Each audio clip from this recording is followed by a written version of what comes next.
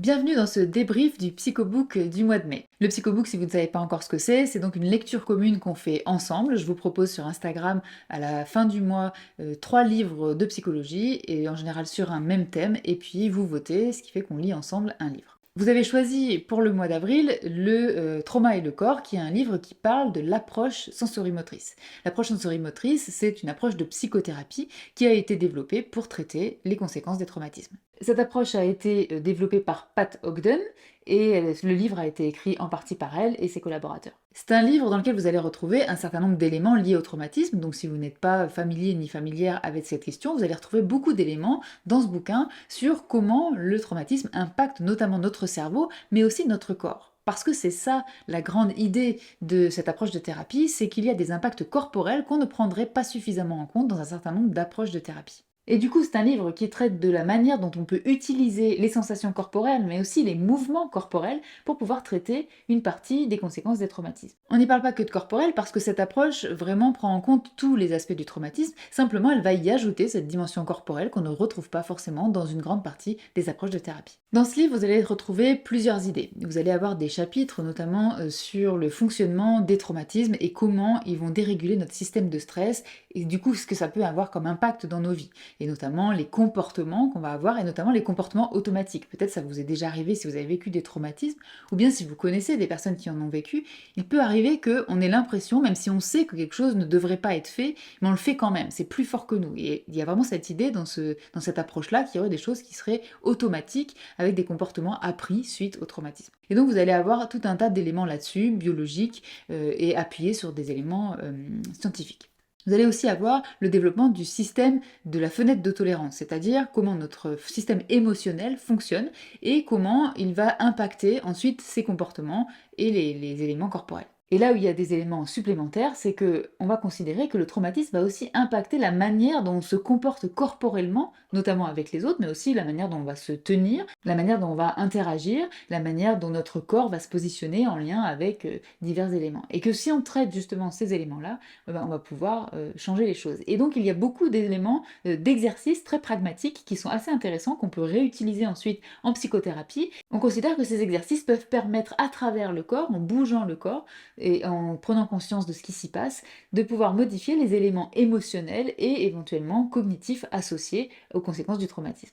Vous allez aussi avoir toute une dimension liée à l'attachement. Si vous n'êtes pas encore familier ou familière avec la théorie de l'attachement, si vous n'avez pas entendu parler de ça ou si vous n'avez pas participé à l'atelier qu'on a fait à ce sujet, mais vous allez avoir là quelques éléments de ce que c'est que la théorie de l'attachement et pourquoi, quand on a des traumatismes avec les figures d'attachement, ça va impacter encore plus notre système de stress. Et puis vous allez avoir un certain nombre d'éléments sur la théorie polyvagale, puisque la thérapie sensorimotrice s'appuie vraiment sur cette théorie-là. Si je devais la résumer en quelques mots, la théorie polyvagale décrit le fait que nous avons un système nerveux notamment autonome, c'est-à-dire qui est complètement inconscient et qui est automatique, qui va récupérer certaines informations de l'intérieur de notre corps ou bien de l'extérieur, et qui va en générer des réponses.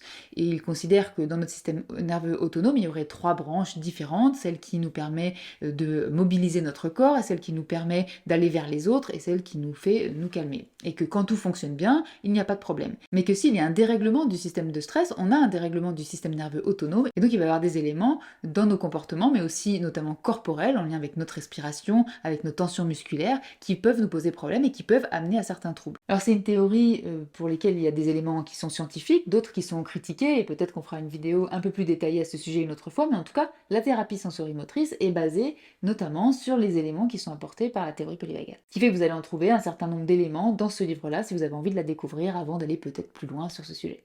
Alors, à qui est destiné ce livre? Alors, comme vous voyez, c'est un livre qui est assez épais, donc c'est aussi un livre qui est assez technique. Donc, je dirais que c'est un livre qui est adapté à 2 types de publics, soit si vous êtes déjà professionnel de la thérapie, dans ce cas-là, les éléments techniques ne vont pas vous arrêter parce qu'il y a une partie des choses qui vous parlent déjà, c'est déjà votre vocabulaire. Donc, pour les personnes qui s'intéresseraient, soit qui connaîtraient rien au trauma ou à l'attachement et qui voudraient découvrir la théorie de l'attachement, les conséquences des traumatismes ou la théorie polyvagale par exemple, avec une approche de thérapie qui a synthétisé tout ça, soit pour des personnes qui ne seraient pas nécessairement psy, mais qui n'auraient pas peur des livres un peu techniques, qui aimeraient bien comprendre les choses assez précisément et qui du coup voudraient approfondir ce sujet. Parce que contrairement à d'autres livres qu'on a pu lire dans le Psychobook, ce n'est pas un livre grand public qui est assez généraliste, c'est vraiment un livre très précis sur un sujet technique. Alors pour vous donner mon avis, pour moi c'est l'un des meilleurs livres de psychologie et de psychothérapie que j'ai lu depuis longtemps. Il y a pas mal de choses que j'ai aimées dans ce livre, mais je vais vous en donner surtout 4 éléments qui peut-être vous donneront envie de le lire vous aussi. Premièrement, c'est un livre qui est très précis, et vraiment c'est quelque chose que moi j'apprécie quand je lis un livre de psychologie. Donc c'est-à-dire que vous allez avoir des références scientifiques, si vous voulez approfondir certains sujets, vous allez pouvoir aller vous y référer, et puis il va prendre en compte tout le contexte du traumatisme, et pas seulement la dimension corporelle, il va intégrer cette dimension corporelle dans tout un tas d'éléments sur le dysfonctionnement que ça crée, comment le système de stress se dérégule, la fenêtre de tolérance émotionnelle, l'attachement, etc. Donc voilà, moi j'aime cette précision. Deuxième élément, il traite de la question du non-verbal que je trouve très importante en thérapie, mais d'une manière qui est vraiment intéressante. C'est-à-dire que régulièrement, on peut lire des choses sur le fait que si vous avez, je sais pas, si vous regardez vers le bas, ça veut dire telle chose. Si vous fermez les bras, ça veut dire que vous êtes fermé à la discussion. Et bon, moi, c'est des choses auxquelles je n'adhère pas vraiment, j'accroche pas avec ce genre de choses parce que je pense vraiment que chaque personne est différente et que nos conditionnements ne sont pas tous les mêmes. Et donc là, il utilise ce livre utilise la question du non-verbal avec le fait qu'on observe ce non-verbal et notamment la question corporelle ou ce qui se passe sur le visage et on va nous questionner nos patients avec ça pour leur apprendre à eux à y mettre du sens. C'est pas nous qui allons interpréter et ça je trouve ça vraiment important, mais on va apprendre aux patients à eux-mêmes prendre conscience de ces mouvements non-verbaux et de pouvoir eux-mêmes les interpréter, créer du lien et éventuellement les modifier. Troisièmement, c'est un livre qui aborde vraiment la question attentionnelle sous l'angle de la biologie. Et je m'explique. La question attentionnelle, c'est le fait de dire qu'on va être plus ou moins attentif ou attentive à un certain nombre de choses. Par exemple, si vous avez un lion qui arrive pour vous manger, vous allez commencer à être attentive ou attentif à ce lion qui s'approche et vous n'allez pas continuer à faire à manger si vous étiez en train de faire à manger. Donc c'est le fait qu'on va focaliser sur certains stimuli qui soient soit à l'intérieur de nous, si on peut avoir des douleurs par exemple, mais aussi à l'extérieur de nous. Donc c'est ça le système attentionnel. Et en fait, ce système attentionnel, il vient de notre évolution justement pour qu'on puisse mieux réagir. Et donc il a un lien avec le corps, c'est que quand on va se focaliser à nouveau, par exemple, sur notre lion, bah, peut-être qu'on va avoir à l'intérieur de notre corps des tensions qui sont relatives à la peur qu'on est en train d'éprouver. Et puis dans d'autres situations, si on ressent des choses à l'intérieur de nous, une tristesse peut-être, parce qu'on est en train de repenser à un animal qu'on a perdu peut-être il y a pas longtemps, et ben ça va nous créer aussi des éléments corporels. Et donc j'ai bien aimé comment ils ont resitué ce système attentionnel à l'intérieur de cette évolution et à quoi ça sert, parce que vraiment c'est des choses que moi j'apprécie de comprendre comment notre cerveau fonctionne et pourquoi il fonctionne comme il fonctionne. Quatrièmement, c'est un livre pragmatique. Si vous me connaissez, vous savez que j'aime les choses extrêmement concrètes. Quand je lis quelque chose de théorique, je veux savoir qu'est-ce que je peux en faire avec mes patients. Et donc là, vraiment, c'est le cas. Il y a des vignettes cliniques, c'est-à-dire des exemples qui sont donnés de ce qu'on peut faire en thérapie avec ce qui a été décrit sur le plan théorique. Et par exemple, vous pouvez avoir des personnes qui ont des oppressions thoraciques quand elles ont peur. Et bien là, le livre va proposer éventuellement de faire des mouvements quand on est en train d'en parler, qui repensent à la situation. Et on va focaliser, donc ça, c'est ce qu'on peut faire dans certaines approches déjà sur comment les choses se ressentent dans le corps, et ensuite on va pouvoir proposer d'aller un petit peu plus loin. Si on bouge, si on fait certains mouvements, peut-être on va faire lever les patients, eh ben, est-ce que ça peut modifier quelque chose? Et parfois c'est le cas, et j'ai trouvé que c'était très intéressant parce que dans d'autres approches que j'utilise, on n'allait pas jusque-là. Je vais vous donner maintenant deux limites que j'ai vues à ce livre, c'est-à-dire des sortes de petites critiques, ce qui n'enlève rien au fait que j'ai vraiment apprécié ce bouquin, mais il y a deux petites choses qui m'ont un petit peu gênée.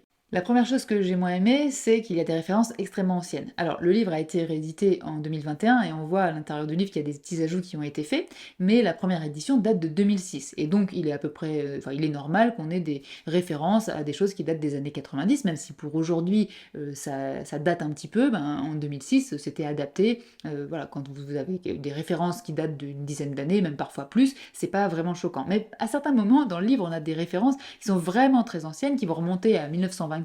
Ça vient du fait que comme c'est un livre qui traite du traumatisme, on a des éléments liés à la dissociation, et la dissociation, bah, ça a été notamment développé par Janet en 1925.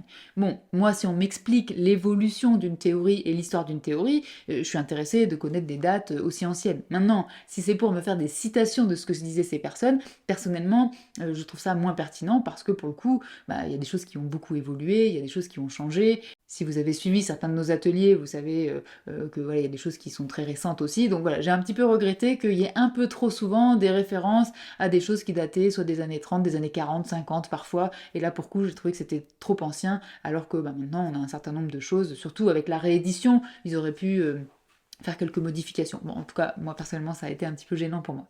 Une deuxième chose qui m'a posé problème, c'est que certains éléments sont donnés un petit peu comme si elles étaient des vérités alors que ce ne sont que des hypothèses.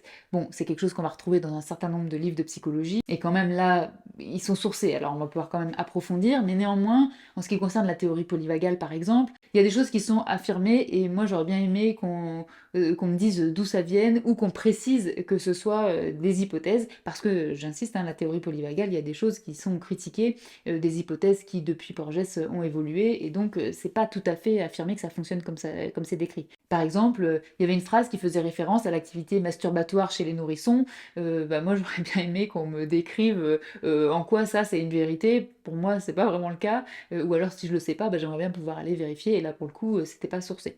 Donc il y avait des choses voilà, qui étaient affirmées comme des évidences alors qu'elles ne l'étaient pas nécessairement et ça m'a un peu dérangée. Et concernant les bébés, il y avait d'autres éléments. Alors, c'est pas la seule approche hein, qui est vraiment centrée sur ces éléments-là. Je sais qu'en ICV, il y a beaucoup d'éléments qui vont dans ce sens, d'hypothèses qui vont dans ce sens, qui est que ce qui se passerait, notamment les 1000 premiers jours, serait extrêmement important. Pourquoi pas? Personnellement, je pense qu'effectivement, notamment quand les choses sont répétées dans le temps, c'est ce qui peut amener des traumatismes complexes. Mais la plasticité cérébrale à cet âge-là est telle que si on vit un traumatisme, par exemple, à 2 ans, j'ai du mal à imaginer que si derrière tout se passe bien, on va le retrouver 30 ans plus tard. Or là, il y a des éléments qui sont un petit peu affirmés comme ça, comme si c'était vraiment quelque chose d'avéré. Or, c'est pas vraiment un consensus. Et voilà, c'est là que ça m'a un petit peu dérangé.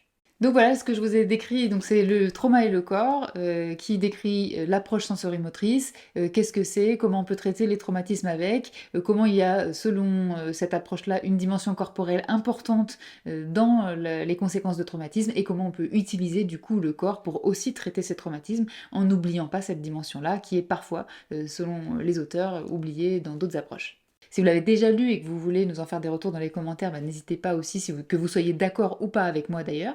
En tout cas, voilà, je le redis, pour moi, c'est un des meilleurs livres que j'ai lu depuis longtemps, malgré que, effectivement, il date de 2006. Oui, mais néanmoins, il y a plein de choses que j'ai trouvées qui restaient pertinentes. Et du coup, pour le prochain Psychobook, je vous ai fait voter donc la semaine dernière. Vous avez choisi le livre de Jean Cotreau, La répétition des scénarios de vie. Donc c'est celui qu'on va lire au mois de mai. Et à la fin du mois de mai, nous ferons un débrief donc en live d'abord sur Instagram et ensuite je vous en fais le résumé sur YouTube. Merci d'avoir suivi cette vidéo. N'hésitez pas à nous donner vos avis en commentaire. Et puis si vous êtes intéressé par la psychologie et la psychothérapie en général, n'hésitez pas à vous abonner gratuitement à la Lettre Psy, qui est une newsletter qu'avec Fabien on produit tous les 15 jours. Vous pouvez vous y abonner en cliquant sur le lien en barre d'infos.